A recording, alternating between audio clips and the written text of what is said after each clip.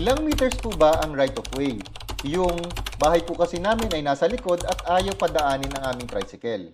Ang right of way po ay hindi kinakailangan ideal ang sukat, convenient at maluwang para makadaan ang inyong sasakyan. Ang importante po sa mata ng batas ay sapat ang inyong dadaanan para ma-access nyo ang inyong lupa para magamit nyo ito. Ngayon, kung ayaw pumayag ng may-ari ng lupa na inyong dadaanan na bigyan kayo ng mas malaking right of way para sa inyong sasakyan, ay wala kayong magagawa. Kaya sa mga bibili ng lupa, ang isa sa pinaka-importanting tingnan ay kung meron nga bang road right of way ang property na bibili ninyo. Dahil kapag wala nito, ay sasakit lang ang ulo ninyo at magkakaroon kayo ng problema. Para makasiguro, suriing mabuti ang mga dokumento, tingnan kung merong right of way ang property na bibilihin nyo. Isa pang paraan ay mag-hire kayo ng surveyor or geodetic engineer para malaman nyo na tama ang sukat ng property na bibilihin nyo at makita nyo rin kung meron nga ba itong right of way.